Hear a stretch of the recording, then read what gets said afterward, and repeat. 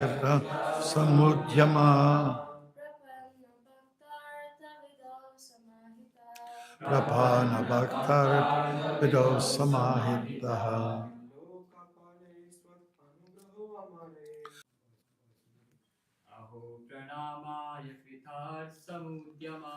Aho Pranamaya Krita Samudyama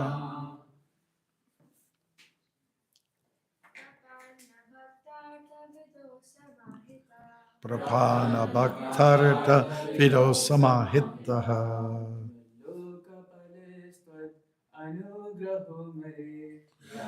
Kapala Istvat Anugrahomarair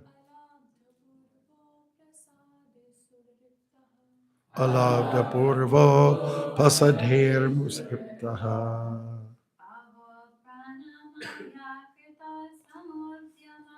Aho Pranamai Krishna Samudyama Prapana Bhaktarita Vido Samahitaha Lokapala Istvat Anugrahomarair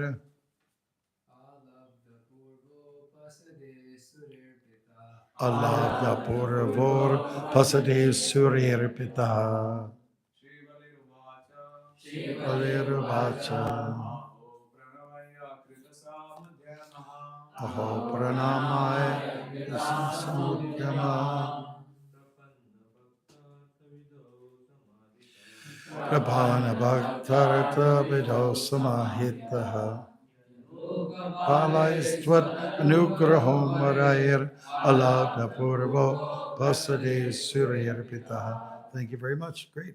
Shri Bali Uvacha.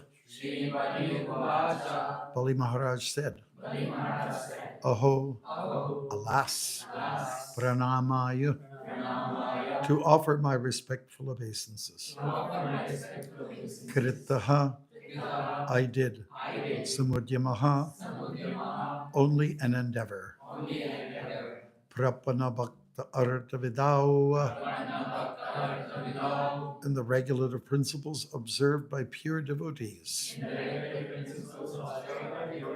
Samahitaha is capable, yat, that.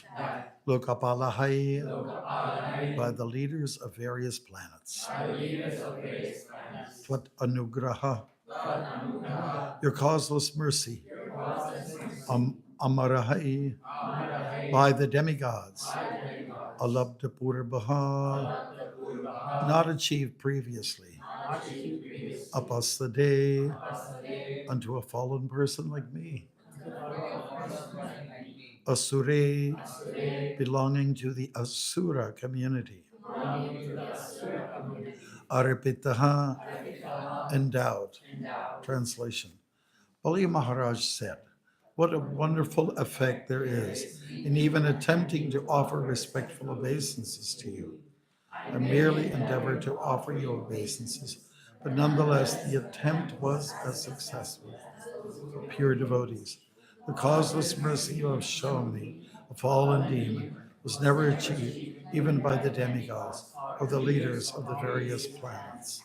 And purport by His Divine Grace A.C. Bhaktivedanta Swami Prabhupada. When appeared B for Bali Maharaj, Bali Maharaj immediately wanted to offer him respectful, but he was unable to do so because of the presence of Shukracharya and other demoniac associates. The Lord is so merciful.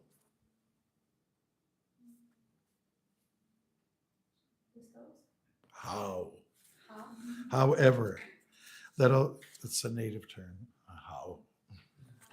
Although Bali Maharaj did not actually offer obeisances, but only endeavored to do so within his mind. The Supreme Personality of Godhead blessed him with more mercy than even the demigods could ever expect. As confirmed in Bhagavad Gita 2:40, Swalpamapyasya dharmasya treyato mahato bhayat. Even a little advancement on this path can Protect one from the most dangerous type of. The Supreme Personality of Godhead is known as Bhavagrahi Janardana because he takes only the essence of a devotee's attitude. If a devotee sincerely surrenders the Lord as the supersoul in everyone's heart, immediately understands this. Thus, even though externally a devotee may not render full service. Did you get that?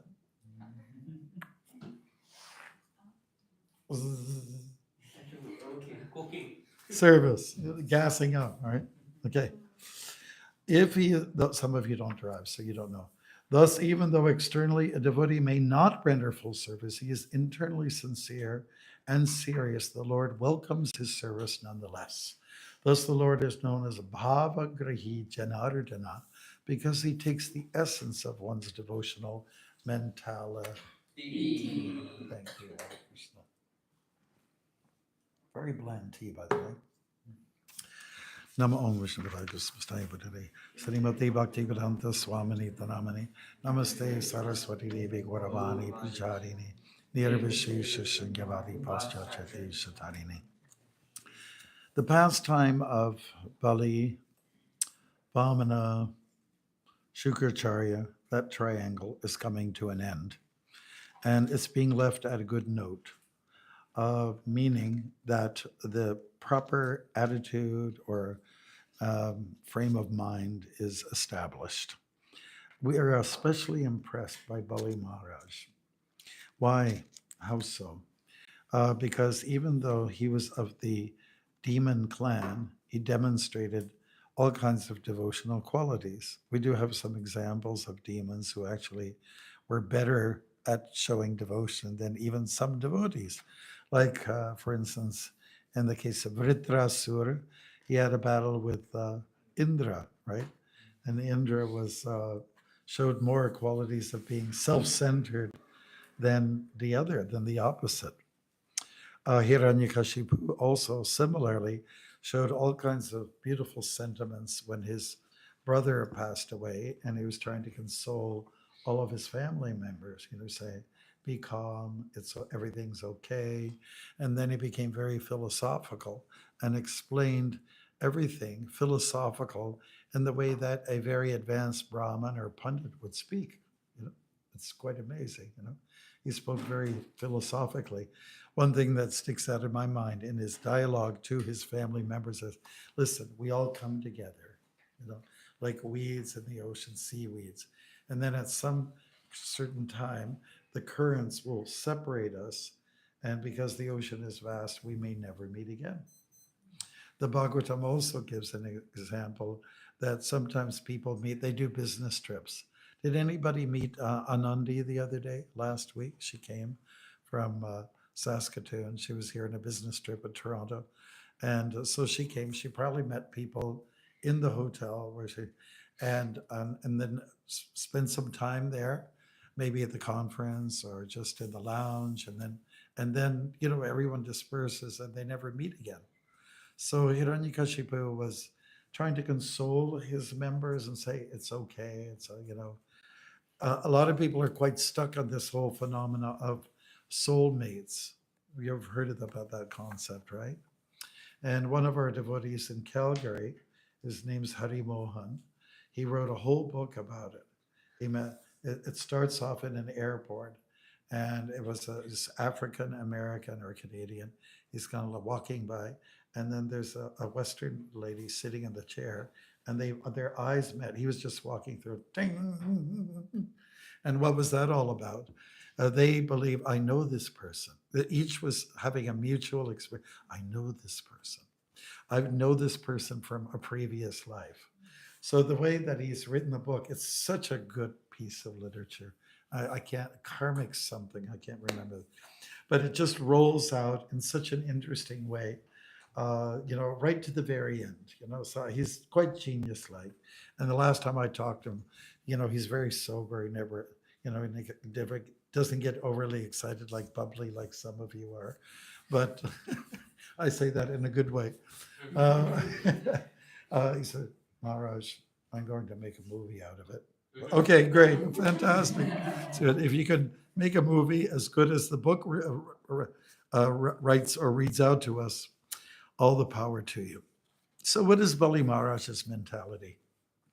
It is, for the things that I've done, I deserve worse. Really, I should have. I should have, I deserve to go to hell. And there was one comedian, Red Skelton, he was famous in the 60s. He once said, it's hard to tell someone to go to hell when they're already there. Okay, so hell, what's hell? People have different concepts about it. Can I tell you some funnies?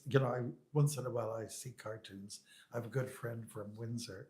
He's a retired school teacher. He sends me these funnies.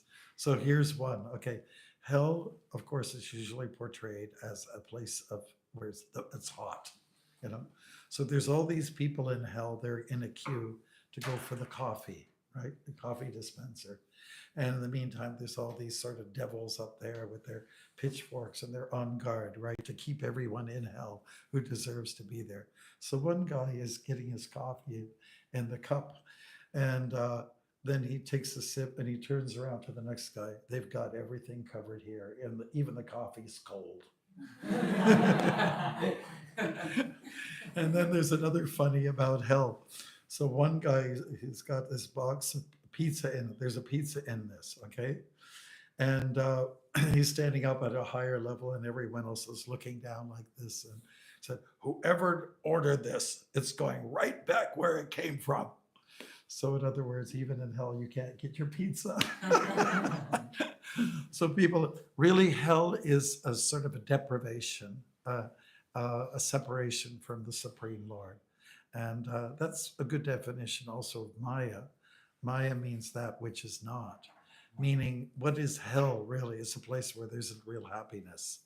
Maybe little spurts here and there, but it's nothing to write home about. It's nothing to write to mama about, right?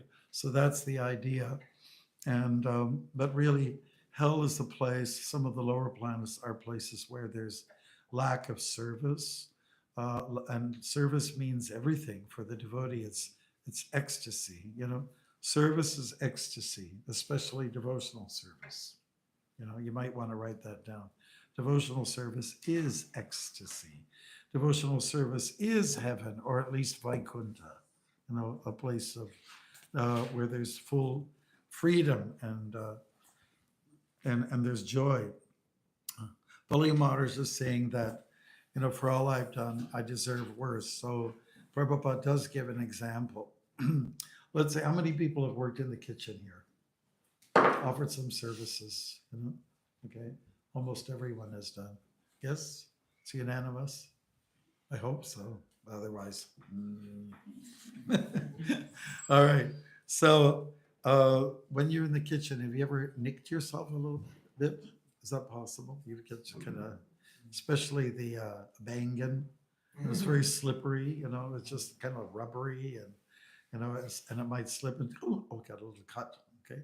Oh, then you have to go to the sink. You have to pour cold water, and hopefully it'll just stop bleeding. Has anybody ever had that experience before? I had that experience before. I was working in the kitchen at 187 Gerard Street with B.B. Govinda Swami. He was quite a good cook, right?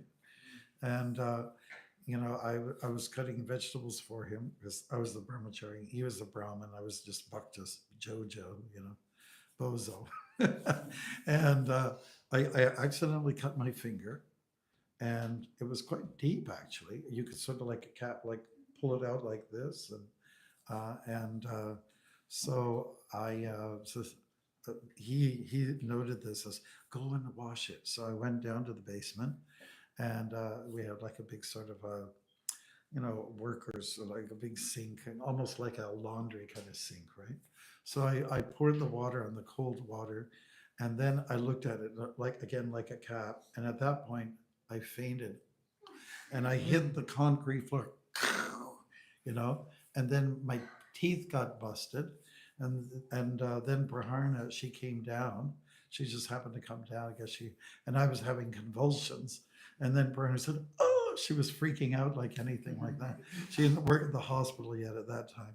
So, anyways, I was taken to, to get something done with my teeth, um, and devotees were joking with me that, oh, buck teeth marg. The buck teeth marg. And it was, the bill was $500. Today it would be 5,000 probably, for getting these two teeth in the front, like caps put on, right? So the devotees had come back from India, and our treasury was dry, and the temple president was a little resentful, that we had to spend $500 on my teeth so that I could look like a decent person, So anyways, that's a little story. And I had to think, well, for all I've done, all the sins I have committed, I deserve much worse. In fact, a devotee thinks a knife, for all I've done, my head should be cut off. Has anybody ever thought like that? It's a little drastic, isn't it? Yeah. So everything gets minimalized, when you become a devotee.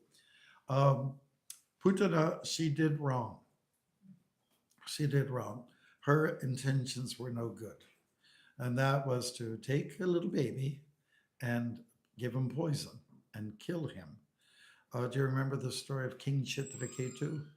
He and his wife, the senior one, who got the blessing of having the kheer from a sadhu, they finally had a child after trying so long, so hard to have children.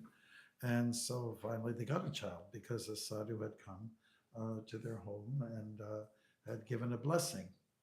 So now the child was born, and his name was Harshashoka.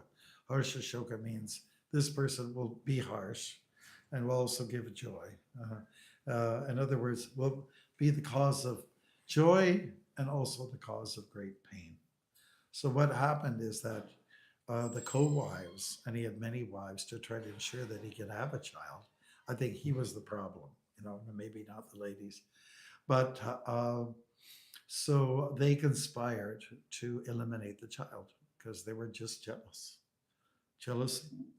Jealousy is a real component in life that can destroy you. In fact, jealousy or envy is supposed to be the seed of all other sinful seeds. That's what gets us going, We're jealous of God. We're the little fish that wants to be the big fish. And why do we want to be the big fish? Because he has full freedom to go this way, go that way, go up, go down. And the little fish is jealous. Says, why can't I be the big fish, right? So the big fish says, are you sure you want to be the big fish? Yes. Okay. Are you absolutely? Yes. Well, I can only make you think that you are the big fish. Really? You can make me do that? And so the little fish is led to believe that he can be the big fish and be in charge, to be God, basically. So what do I have to do? Okay, and the big fish says, well, you just swim up and up and up, and there's something called a wave, and it'll take you to something called a beach.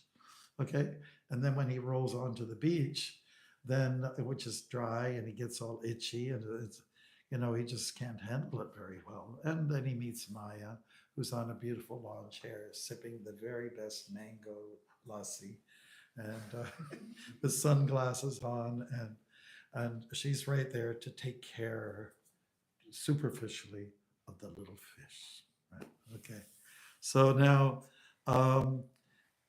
jealousy is that kind of thing, which really does destroy and brings us to a lower level of existence. But going back to the point of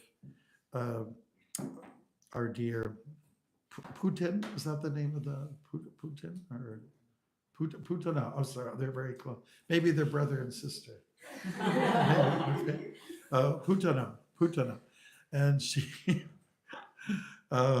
she's up to no good. And Krishna looks at her; his eyes is open, and the pundits have different interpretations of what that means when Krishna's looking at her, and when he blinks his eyes, because she was quite hideous, and he knew what she was really all about. She actually appeared in the precincts of Vrindavan, and she looked like the goddess of fortune. In fact, some of the coward men said, "Ooh la la." They didn't say that because it's not a Vedic mantra, but you understand what we're trying to say. But Krishna could see through her. Krishna can see our faults. And he definitely was able to perceive her very expertly. And he felt this lady must go.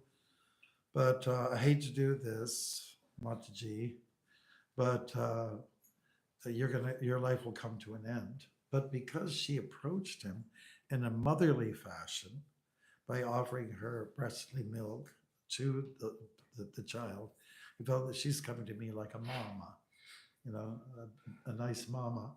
And for that, I will award her a moksha, a liberation that's on the same status as Mother Yashoda. Now, you can't think of anybody who would have a better position than Mother Yashoda. Somebody who's got a parental spirit about God. When you see you're in the Yoga Maya influence to the point where you can't see this is God. This is my child. This is my baby, right? And so that's the kind of Maya she was in, a Yoga Maya, which is an okay Maya. There are two types of Maya. You know what they are? Mahamaya and Yoga Maya. Under what fluence are we? Mahamaya. Anybody under the Yoga Maya influence here? Anybody? Okay, because if you are, I'll kiss your feet. Okay, so we may declare something, but it may not be true. Krishna is always has this position. Shishupal was very offensive. He committed many aparads, and Krishna was counting. And sometimes we have a tough time counting our beads or counting how many rounds. Does anybody count how many hours of sleep we got? Does anybody ever do that here in the ashram? Yeah, it's okay. There's nothing wrong with it.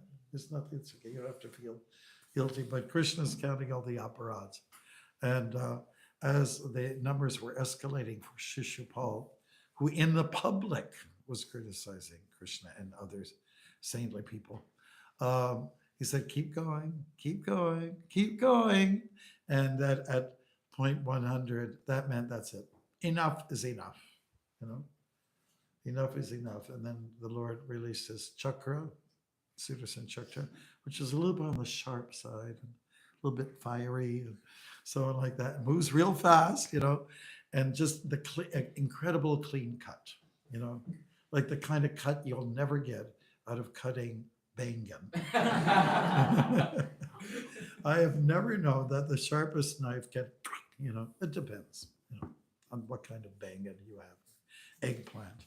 Does anybody like eggplant here? Okay.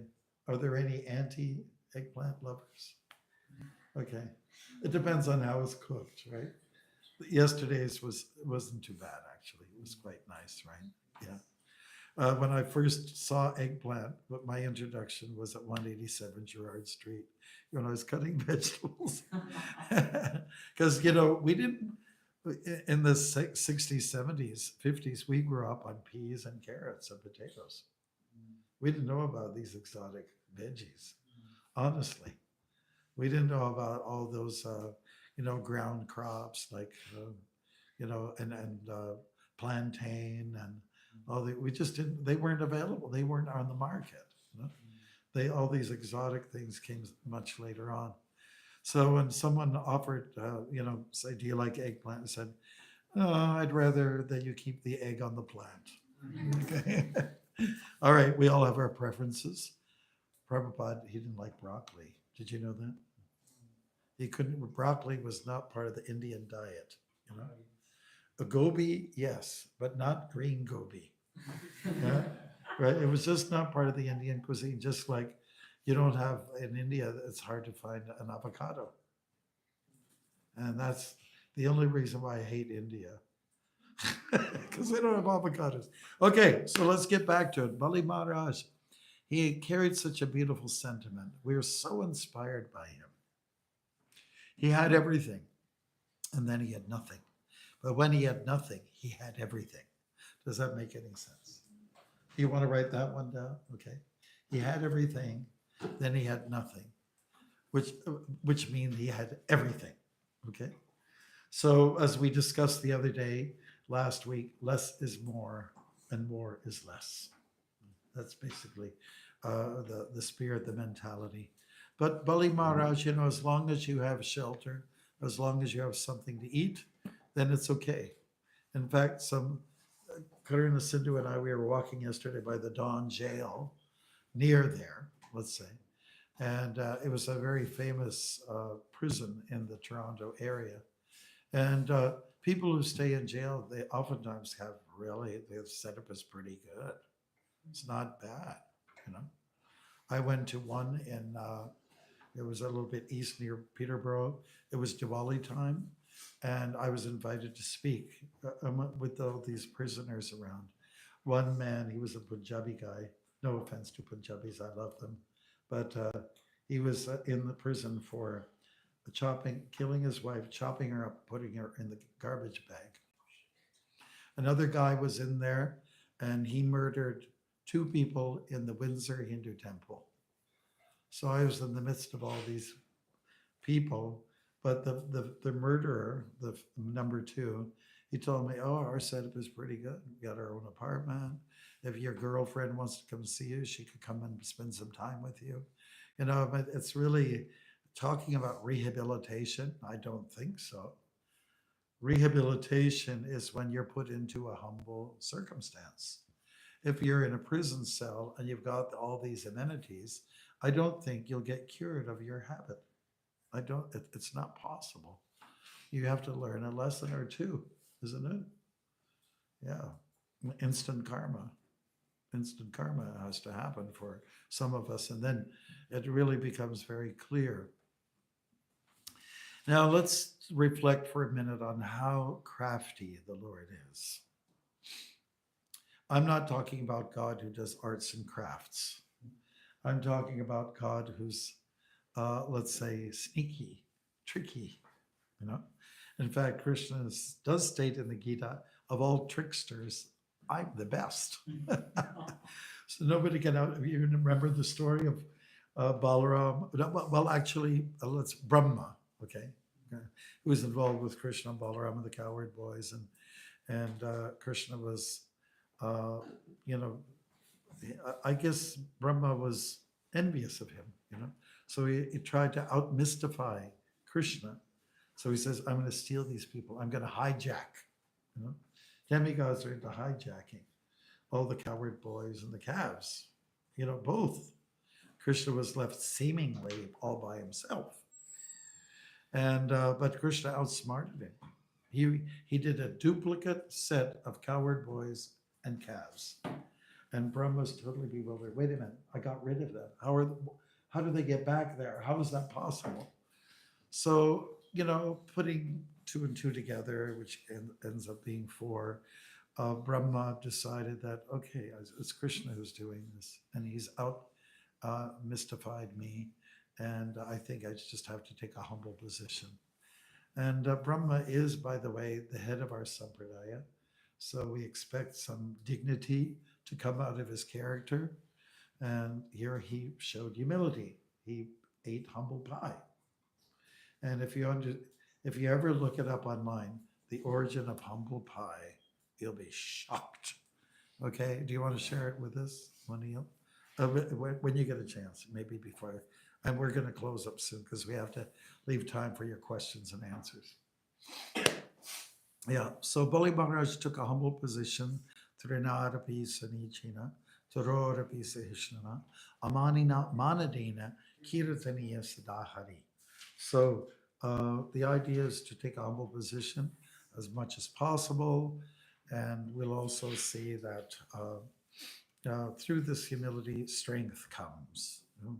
People have a very wrong idea about meekness. They think it's a weakness, that meekness is weakness. Right? You want to write that down? I thought it was very poetical.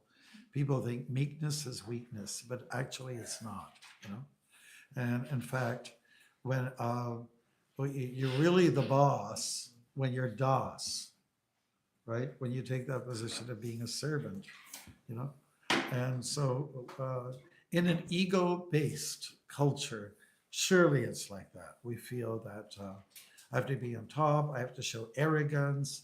I have to show conceitedness. And these are 2 out of the 6 particular traits of what we call demons. Chapter 16. You can check it out. It's text number 4 and 5. 4, I believe. Yeah. Yeah. So you can look that up too, you know. In fact, I think we'll wrap it up here. And I think we're just coming to the point. A few things that I'd like to say is that, take a humble position and also enter the point of humility, whereby you feel I've done so many wrong things. For all I've done, I really deserve worse. I really do. So if we keep in that frame of mind, we're going to be okay. We'll be all right. Okay. Good. So now, do we have something up here? Humble pie. Okay. Humble pie is here. Oh, it's coming. Okay, humble pie. Okay, here we go. The idiom "eat humble pie" originates from the medieval dish humble pie, a pie made from the edible inner parts of animals, especially deer, which were considered a low-class food, and the similar sounding word humble. What do you think about that, Bruce? Someone says to you, eat humble pie, that means eat low-class food, because that's what you are. All right, now let's go to the Bhagavad Gita for greater enlightenment. Okay, so these are let's say the traits of a demonic person. Pride. Does that make sense, doesn't it? Yes. Arrogance. Makes sense? I don't know the real difference. Conceit. It's almost the same thing. I mean, it's 3 times, bang. It's like playing baseball. 3 times you strike out and you're out. Okay, anger. Is that not a demonic quality? Yes. Unless, of course, it's used in Krishna service. Nobody here ever gets angry, right? You're all a bunch of angels. I see wings coming from all of you. But no, I don't know anybody who gets angry here. Yeah. Sometimes, okay. Yeah, well, you're an actor. That's fine. Okay, harshness. To be harsh with somebody, to be rough on people means to be rough on yourself. And then ignorance means to just be in darkness. You're not enlightened. You're not educated. In other words, basically, you're not educated. Okay, those are some of the qualities. And now, really, we should not amplify these things or exemplify, but rather we should try to stay away from them. For that, you can go to the first 3 verses. Okay? Is that okay? I think it's really good for us to go over first 3 verses. Okay. Wow. Supreme Personality of Godhead said, let's do this.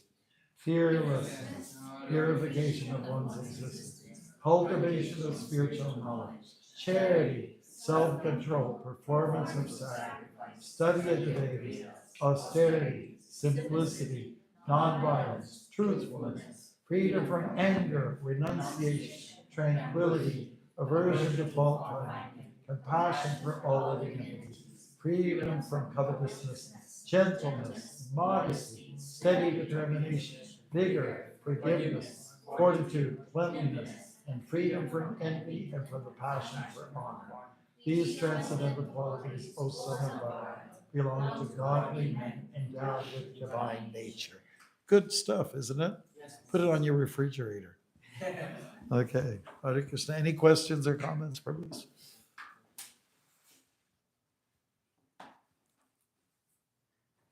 Oh, yes, go ahead. How do you see that all these devotees or pure devotees, they're always very humble, and they always see that whatever is happening, as you said, I deserve more, I deserve worse, but then still the Lord is minimizing it or giving it to me in a way that I can take it. But then I myself as a practitioner, I don't see like that. I feel like um, this should not happen to me, or maybe yeah, I cannot see basically the Lord's hand in some activities. So how can we start seeing Krishna's hand in everything that is happening to us, and how can we see that, oh, it's happening for my benefit and it's happening for all, Purification. yeah, purification is Mhm, mhm. how can we see that? while we are actually getting purified? Well, I will say this. The more mature you become in Krishna consciousness, the more you're able to see the hand of God. You know, like every day there's little miracles that are happening to each and every one of us. It's a fact. And you'll see sometimes there's things that are coming at you that you feel, oh, this is a correction for me. You know, or something is considered truly a blessing. You say, this is coming from God. I didn't earn this. So I hope we're answering your question, but you have to start reading things properly. That's all. Don't read between the lines. Read what's actually there, what's going on in your life. And what is going on in your life is that constantly tests are coming our way, and nobody likes tests or exams, but they're just there for you to sharpen your intelligence and to start to see the hand of God, you know, maybe two hands of God, maybe even the flute in between the two hands. So that's the idea. You have to start reading it. Like we have to sort of get away from just mechanical bhakti. We have to get away from the tendency to just follow rules and regulations, and taking things just literally. Instead of literally, take it heartily. Do you like that one too? Heartily as opposed to just literally, you know. So I put it into practice, and sometimes if we don't see that Krishna's mercy has come upon me, that's why in your association, someone will tell you, boy, did you ever get Krishna's mercy? Okay. When sometimes devotees got chastised by Prabhupada personally, said, wow, I really got the nectar from Prabhupada today. I really got the sauce. That's what we say. He Really. also does that. He does that Yeah. to remind you, me? No, when he gets chastised by you. Oh, I see. Yeah, Yeah. he sees something. Well, I have to pick on him because, that's my role. And also because he's in a position of service here where, there's heavy demands on him. And that's why, and Krishna's perhaps testing him more than anybody else. So is that mercy or what? Yeah, what's mercy? Good. See, with a smile. That's the way to do it. Service with a smile. I'm looking around at my radars out there. How many people are serving with a smile? Okay, go ahead. So Maharaj, as we were talking about anger, but my nature is like I get angry on very small things, but it also dissolves very quickly, and I don't tend to show it. But like, is it really possible to control our anger, like not to be angry? Well, anger is sometimes pent up inside, and if you can reserve it for playing the mridanga, that's great. Okay, and that's what you do, isn't it? Isn't he great with the mridanga? Yes. Yeah, yeah. So, let's, anger does build up. It's okay, but you don't let anger take the next step, which is to be violent, or let's say to express it in the words, to vocalize it, to put verbal diarrhea out there, you know.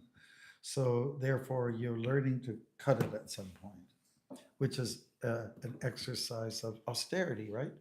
One of the qualities further up is austerity, right? Yeah, so that's a good thing. It's okay to be a little bit aroused. Like I'll give you an example. Prabhupada was very upset with Govinda Dasi because she prepared grains on the Ekadashi for him. And Prabhupada got all upset. He went ballistic, that she could be so forgetful about this kind of thing. But then, the next moment he's just all cool and chipper, and so didn't phase him. So the problem with anger, if it eats you, you can actually check with what's the name of the guy, who's famous American writer, who's with the mustache and the white hair. Remember? Carney Simba? Swami with mustache. Anyways, he has a definition of anger. It's so beautiful. Anger, definition of anger. Look it up. Maybe you'll find a definition of anger. So anger might be, let's say, bottlenecked up there, but you have to know how to channel it properly, you know. And if it goes away very swiftly, you say dissolves, and that's a good sign. Sometimes our anger is justified, like if say the building is being defaced or something like that, or somebody's being, neglectful, and or just someone's abusive towards another person, so anger may arise, and there's justification behind it. Like if a parent doesn't raise his or her voice against the child will not learn. There's a tone that every child understands, that a dog, a little puppy will understand. Bad boy, like that. Stop, like they'll understand, So we need that once in a while. We need to be corrected. It's important. We're here for correction. This is correctional services right here. Right here. Is that okay, Prabhu? Yes. Anger. Thank you very much. Okay, great. Anything else, Prabhus? What are the, sometimes people get angry because, I didn't get enough sleep. Do I have to go to the Mangalarti? And the answer is yes. And try to sneak in some sleep some other time, but you have to analyze, why am I angry? And when people get angry and cranky, how babies, they start crying. But humans, adults also cry when they don't have enough rest, it seems. They're cranky and they cry inside. They don't show it. They don't rant and rave. They just, so that might be the cause for anger too. Or something like people are angry all over the world over one person right now. The guy with the, the whole world's angry with this guy. The whole world, except for a few. Let's say maybe not so enlightened people, but there's just the whole world. And I, if I was American, I'd be ashamed. And I'd be ashamed that that's my leader, right? Anyways, who comes after Hitler? Very good stuff. Anger comes to only young men or Young men. Well, young men oftentimes are, let's say, they're very overt with their expressions. Overt, what that means, right? And oftentimes women they express their frustrations more covertly, done in silence, sort of sneaky, gossipy, whatever. Men are more like, to put your fist through the chip rock here. And somebody could come in, oh, this is a very holy place.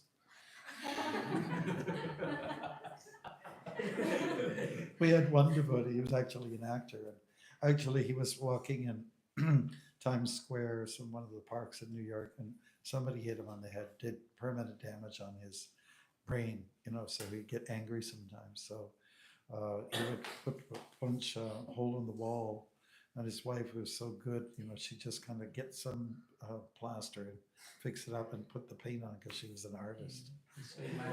But he couldn't help himself, he was damaged. He was a nice person. Just some freak came and bashed him and did terrible damage, and he just get angry have anger spurts. Yesterday when you ate the chili, you were angry. Oh, I was angry with Matiji. Yeah, so because many times I already said, don't put these chilies in if we don't want it. So for those of you who like hot chilies, we're just going to ask the kitchen, please just put it in a bowl to the side. Don't make everyone else suffer. Management, can you make sure that Kamala Hunter or somebody? I mean, it was horrible. It was horrible, and that's why it was not Haribol. It was horrible. Okay, so Prabhus, thank you very much for listening and tolerating me. And we have some guests coming, right? Vrinda's coming today. Yes. And then we have Kalakantas coming when? Tomorrow. And we're having a meeting in up in Huntsville, leader, some of you are going there, right? You know, for Southern Ontario centers, of which we got a few. Yeah. It's time to get together. We'll be up there in beautiful Huntsville. Anybody want to go for a swim? Yeah, like outside. Yeah, is it too cold? No, By the way, it's going it to be depends. cold. If you're talking about Paul, he can do it. And we have this guy Kenneth from Barrie. He knows how to do it. He and his wife are. They go on the cold all the time. You can try.